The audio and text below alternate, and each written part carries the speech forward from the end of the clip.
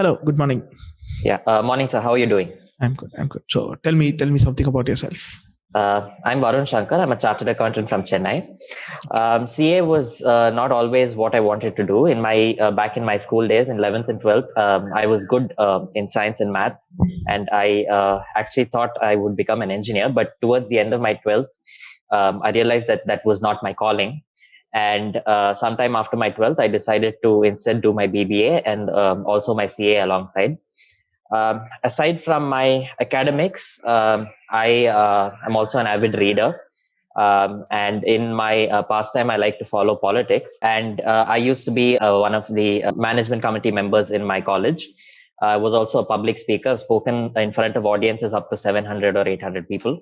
I also happen to be the editor of my college magazine in my last year, which happened to also be the decennial edition of our department's magazine. All right. So, are you from Tamil Nadu? My family is originally from Udupi, Karnataka, but we've settled in Tamil Nadu for the past nearly a century. So as Tamil as it can get. Okay. So, what is this politics happening in Tamil Nadu?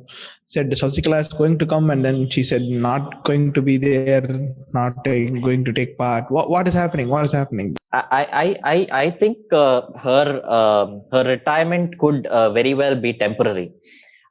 So there's only two possible things which could have happened. One is that she read the writing on the wall and realized that she would not garner enough votes to have a respectable future. That's possibility number one.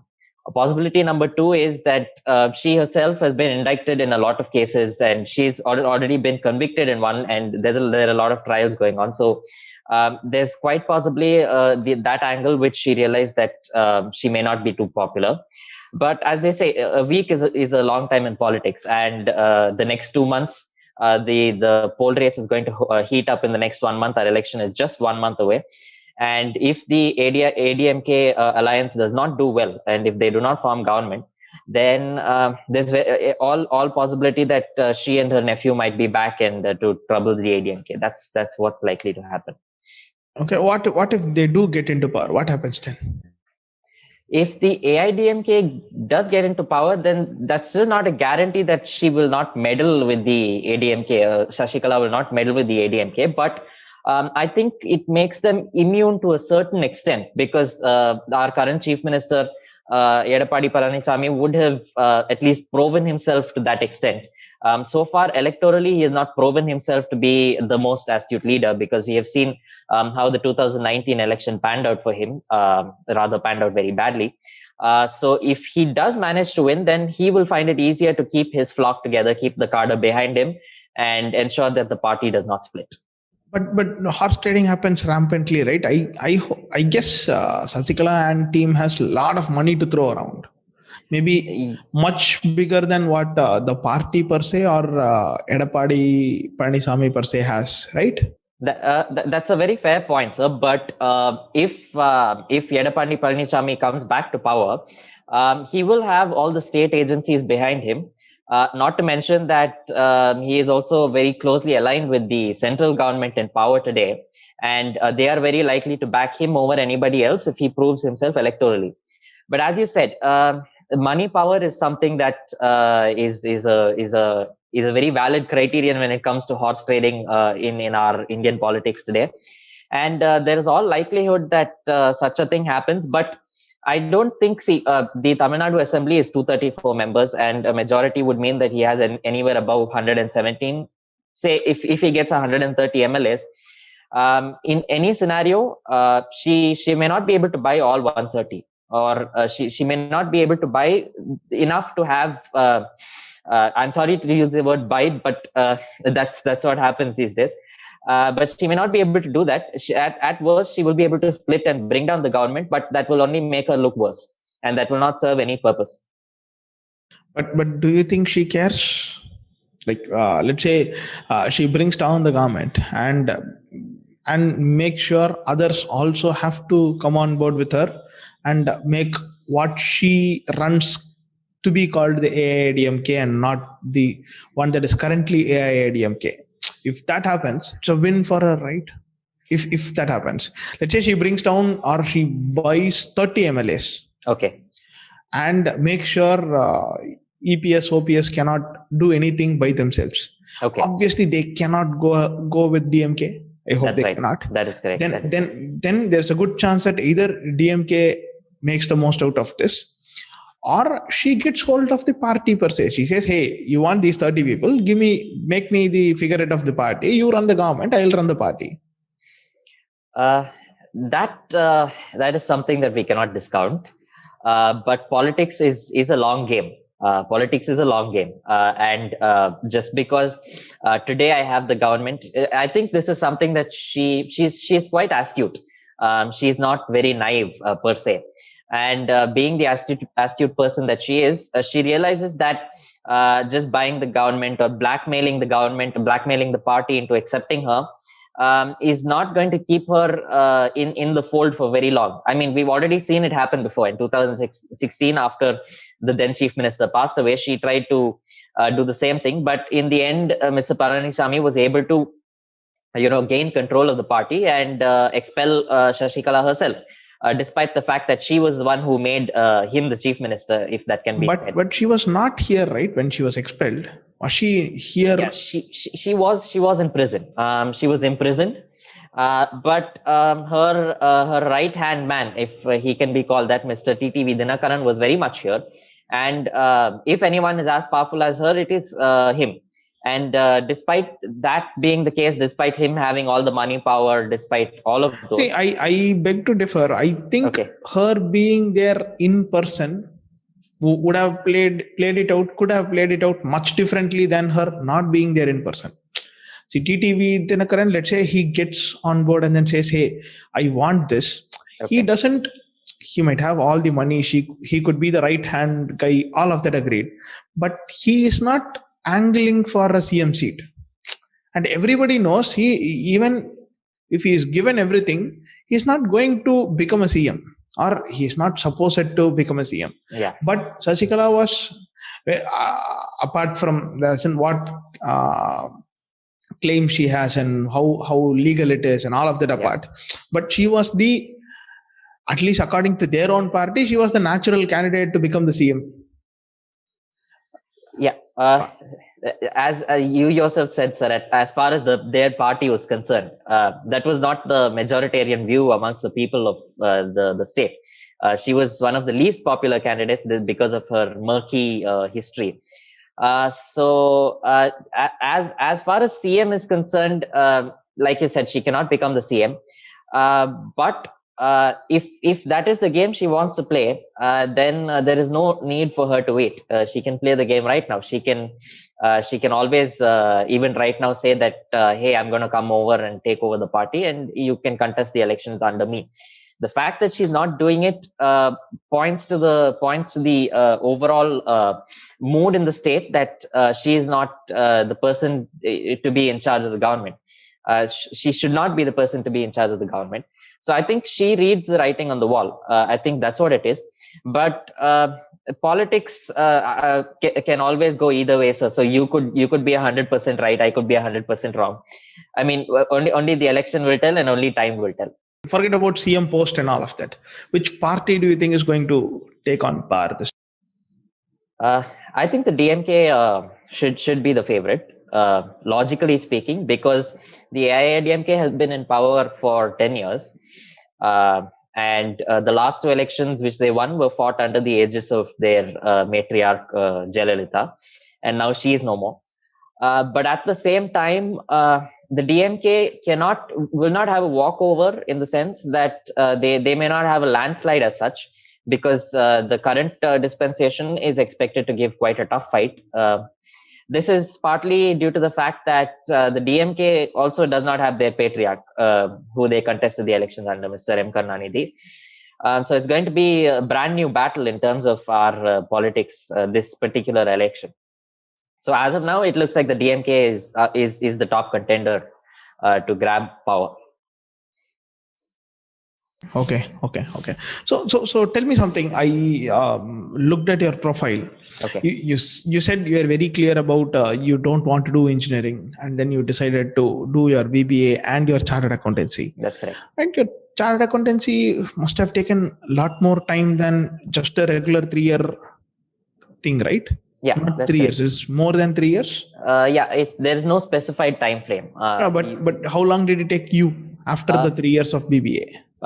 After the 3 years of BBA, it took me just about 3 years and 4 or 5 months. Okay, 2020, I think. thereabouts of 3 plus years. Yeah, correct. Right. So now you are a chartered accountant as well. That's correct. Now, why do you want to pivot into doing an MBA? An MBA to me, during my CA days, during my articleship, I came to the realization that being in core accounts or core taxation, which is what most CAs do, is not actually my cup of tea. And I realized that I looked at a lot of people working around me, the top management and the middle management of those companies that we were auditing. And I realized that a CA would not naturally be selected for those kind of jobs in decision making roles, at least not immediately. It would take 20-30 years, upwards of 20-30 years, and that's a very long game to play. That aside, that realization led me to the belief that an MBA, which is a structured program, would help me to get the necessary skills, build upon what has already been taught to me in my CA, and give me the necessary communication skills or decision making skills to get me into a management role. So I think it's more of not exactly a natural fit, but it is a fit that I'm willing to make it work. I hear you, but still, my point is: then do you think you made a bad decision of taking up CA and finishing it off, and spending about 6 years of your life doing that? Do you regret, or do you No, think it sir. is? I'm sorry for cutting you off. Uh, You can. Okay. I don't think that at all. I think the CA was very necessary in that it's given me a lot of very valuable skills in terms of the accounts or the financial management, which is a core subject in our CA. I have those skills, and I will be able to leverage those, which if not for my CA, I would not have had. So those are definitely very important skills, and I still see a person who's in management should have those skills. And yes, an MBA will teach the basics of accounts and the basics of management, but having a deeper knowledge of it is definitely good. It will help me in the future. It will help me when I'm in the top management of probably my own company, or if I'm the CXO of any company. It will help me to have a better hold over the company as such. If I have a hold over the Are numbers. you looking to get into finance based roles only, or what is your thought process? Why do you want to do this MBA? As of now, though I'm inclined to take a finance-based role, I haven't frozen my thoughts on that yet.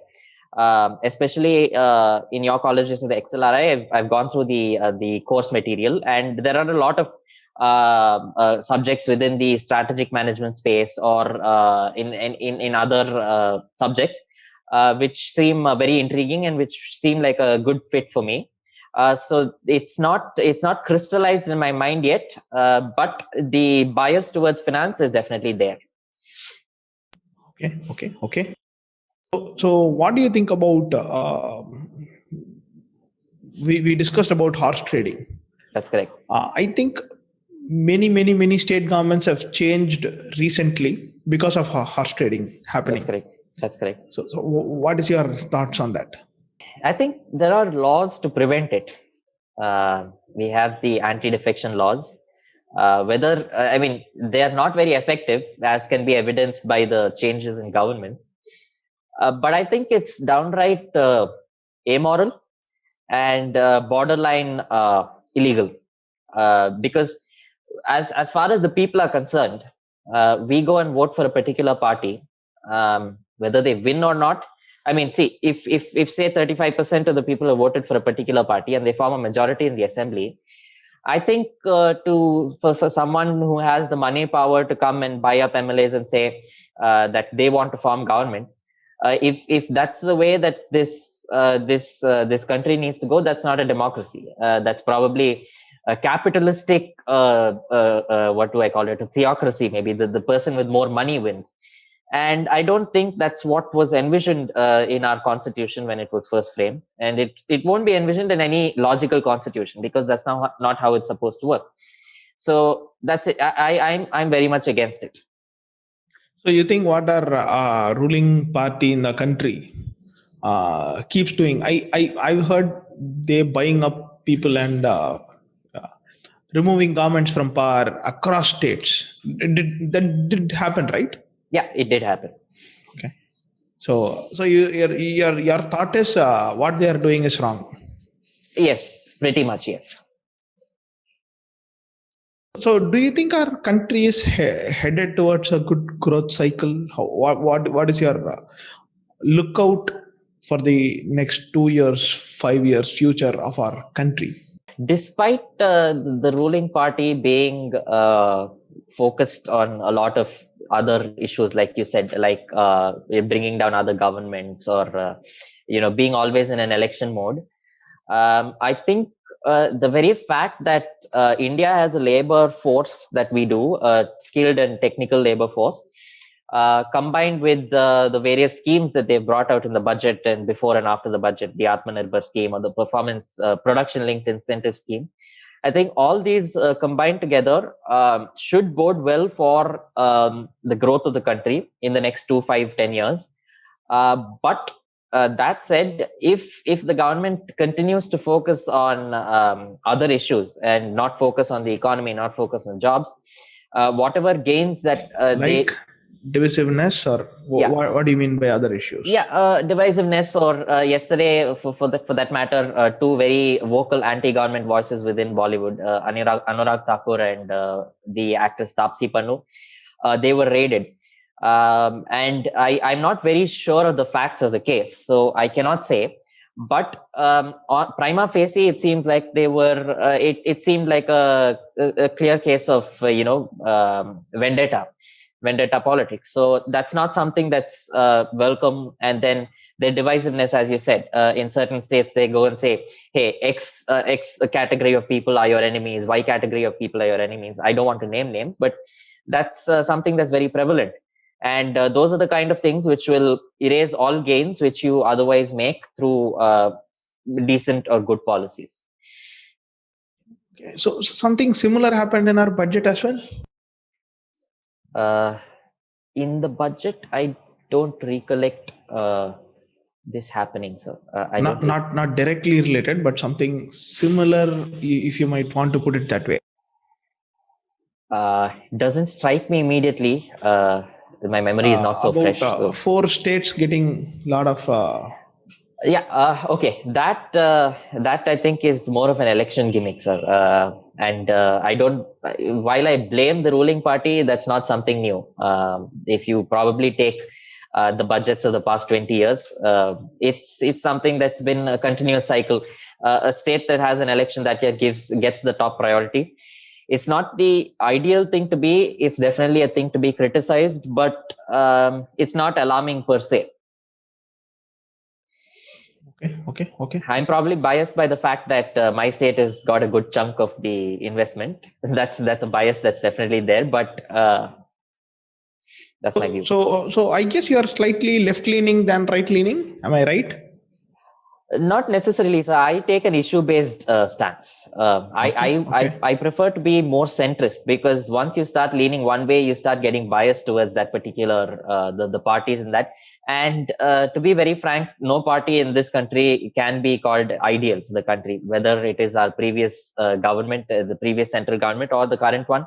Each of them have their flaws. So as citizens, the reason why it is called as ideal, because it doesn't happen in real life. I agree. But as citizens, I think we should be as neutral as we can. Otherwise, we will not realize what mistakes the government is doing. We will not be able to criticize them and bring them to the book. What percentage of the country do you think will be neutral? Probably 50,000 people in a country of 1.3 billion. Fair enough. Okay. So where do you see yourself 10 years down the line? I see myself either very close to the top management of a company. As I said, the bias towards finance is there. So if it's a finance related role, I will not be surprised. Or I see myself at the top of my own company. That may not be okay. That may not be 10 year. That may be 15, 20 year. But I do see myself in a leading role. That's where I see myself. You have any questions for us? Nothing, sir. It was nice talking to you. Super. Thank you. Yeah, thank you. Feedback. Yes, sir. Honestly, not too much to feedback. Okay. Which means the interview has gone well. It shows that you're prepared well. You're prepared for all the right questions. You're prepared enough for why MBA, why CA, and then MBA, why all the transitions you've covered. Okay. Your political views also, you managed to stay out of trouble throughout. You said, hey, this is this, but who am I to comment type thing. Yeah. It is not cat on the wall, but you very clearly said, hey, this is wrong, and I take a issue based thing, and then if Congress does something wrong, I'll take issue with that. If BJP does something wrong, I'll take an issue with that. So that bodes well. How you communicate and how you put across your thoughts is fantastic. Okay, thank you. It is important to be able to not stutter and stammer and worry about what am I going to put it across and how am I going to put things across and all of that. That flow of thought is, at least on the areas where I tested you or we had a chat on, it was fantastic. I don't know, maybe if somebody knows what chartered accountancy is about and then they ask you multiple questions on that, I don't know how the outcome is going to be. But the things that we spoke about, you are pretty clear about what you want to do. Okay. I guess cheers. All the best. Okay. Thank you so much. Usually we give 15-20 minute feedback. Okay. Usually. Okay. All right. Yeah. So I think this is probably an exception then. Yeah. This is definitely an exception. Never had a feedback session that lasted for 2 minutes. Okay. Never. All right. But it shows that you have put in all the effort. So one more question. Are you working somewhere right now, or how does it work? When did you finish your articleship? When did you pass out of CA? I'm not working, sir. I finished my articleship on December 31st, 2019. I got my CA results in Jan 2020. Okay. My campus placement happened in March 2020. The offer was rescinded in June. So campus placements through your Institute of Chartered Accountants. Correct. And it was a reputed company too. It was Philips, but it was rescinded. Owing to COVID, most likely. Okay. And I didn't get a job immediately. So I was looking out, but most of the big fours and the companies that I was trying for, they had frozen their recruitments at least till October, November. Okay. And I always thought I wanted to do my MBA. So I decided to take the plunge. I got a decent score. So that's So if asked about your gap and all, I hope you have prepared well enough answers for that as well. So make sure you convey that, hey, I did want to take up a job and things didn't fall through, all of that. I have prepared that as well, sir. Super. All the best. Thank you so much. I hope my real interview goes this smoothly. Let's hope so. Fingers crossed. Sometimes they intentionally don't want it to be this comfortable. They'll push you, prod you. They'll intentionally keep asking the same thing over and over until you get stressed or pissed off and all of that. They can do that. I don't mean that they will do that, but there's a possibility that it can happen. So it's all right. All right, sir. Super. All right. Thank you. Bye-bye. Bye.